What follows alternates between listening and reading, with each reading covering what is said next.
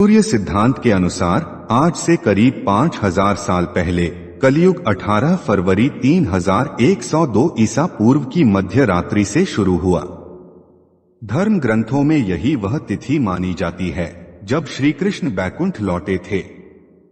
श्री कृष्ण अपने देहावसान के लिए द्वारिका के भालका तीर्थ को चुना था। भालका तीर्थ से श्री कृष्ण के जाते ही कलयुग का आगमन पृथ्वी पर हुआ। अगर वह गलती जिस वजह से कलयुग पृथ्वी पर आया और आकर यहीं का हो गया ना की जाती तो शायद कलयुग की शुरुआत ही ना होती। पुराणों में वर्णित चारों युग की अपनी अलग अलग खासियत है। कलयुग की भी अपनी एक खासियत है जिसमें वह सारे युगों में अच्छा है, जिसके ऊपर इस वीडियो के अंत में बात करेंगे। दोस्तों, कलयुग के धरती पर आने के पीछे एक पौराणिक कथा है जो पांडवों के महाप्रयाण से जुड़ी है। यह बात तब की है जब धर्मराज युधिष्ठिर अपना पूरा राजपाट अर्जुन के पौत्र परीक्षित को सौंपकर अन्य पांडवों और द्रौपदी समेत हिमालय चले गए थे। एक दिन पृथ्वी देवी गाय का रूप धरकर सरस्वती नदी के किनारे बैठी थीं। वह बहुत विचलित थीं और उनकी आंखों से अश्रु बह रहे थे। पृथ्वी देवी की ऐसी मनोस्थिति देख धर्म एक बैल का रूप लेते हैं और वह गाय के रूप में बैठी पृथ्वी देवी से मिलने आते हैं। पृथ्वी को दुखी देख धर्म ने उनसे उनकी परेशानी का कारण पूछा। इस पर पृथ्वी देवी बोली, भगवान श्री कृष्ण के स्वधाम जाने की वजह से कलयुग निडर हो गया है। हर तरफ पाप फैला रहा है और मुझे दूषित कर रहा है। पहले भगवान कृष्ण के चरण मुझ पर पड़ते थे, जिसकी वजह से मैं खुद को सौभाग्यशाली मानती थी, परंतु अब ऐसा नहीं है।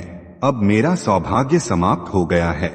धर्म और पृथ्वी आपस में बात कर ही रहे थे कि असुर रूपी कलयुग वहां आ पहुंचा। उसने पृथ्वी और धर्म को गाय बैल के रूप में पहचान लिया और उन्हें मारने लगा। राजा परीक्षित वहां से गुजर रहे थे। जब उन्होंने यह दृश्य अपनी आंखों से देखा तो कलयुग पर बहुत क्रोधित हुए।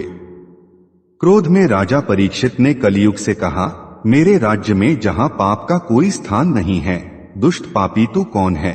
इन निरीह गाय तथा बैल को सता रहा है। तू महान अपराधी है। तेरा अपराध क्षमा योग्य नहीं है। तेरा वध करने में मुझे कोई संकोच नहीं होगा। इतना कहते ही राजा परीक्षित ने अपना अस्त्र उठाया और कलयुग को मारने के लिए बढ़े। राजा परीक्षित इतने धर्मज्ञ और शक्तिशाली थे, उनमें कलयुग को दंड देने का सामर्थ्य था। राजा परीक्षित का क्रोध देखकर कलयुग भय से कांपने लगा। कलयुग भयभीत होकर राजा परीक्षित के चरणों में गिर गया और क्षमा याचना करने लगा। राजा परीक्षित ने शरण में आए हुए कलयुग को मारना उचित न समझा और उससे कहा, हे कलयुग, तू मेरे शरण में आ गया है, इसलिए मैं तुझे जीवन दान दे रहा हूं। किंतु अधर्म, पाप, झूठ, चोरी, कपट, दरिद्रता आदि अनेक उपद्रवों का मूल कारण केवल तू ही है। तू मेरे राज्य से अभी निकल जा और फिर कभी लौटकर मत आना।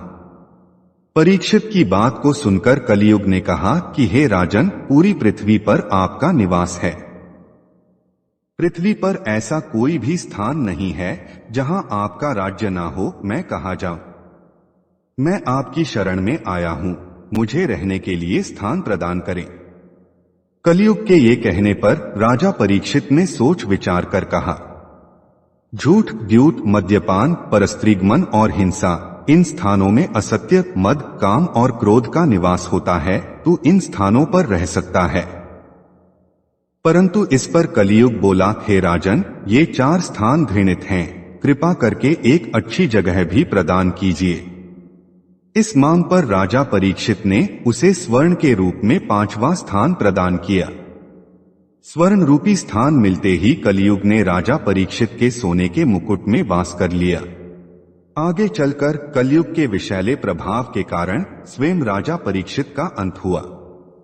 उनके अंत होते ही कलयुग को रोकने वाला कोई नहीं था और वह अपनी पूर्ण सामर्थ्य से पृथ्वी पर बढ़ता ही चला गया।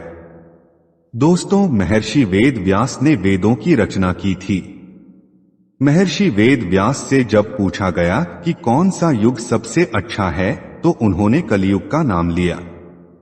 विष्णु पुराण में वर्णित एक कथा के अनुसार ऋषियों से चर्चा करते हुए वेद व्यास जी कहते हैं कि इस एक कारण से सभी युगों में कलियुग सबसे श्रेष्ठ युग होगा। व्यास जी ने कहा, 10 वर्ष में जितना व्रत और तप करके कोई मनुष्य सतयुग में पुण्य पाता है, त्रेतायुग में वही पुण्य 1 साल के तप से मिलता है। वहीं द्वापर युग में 1 महीने पर उतना पुण्य मिलता है, जबकि कलियुग में मात्र 1 दिन के तप से ही वह पुण्य प्राप्त कर सकते हैं। इसलिए इस मायने में कलियुग सभी युगों में सर्वश्रेष्ठ माना गया है।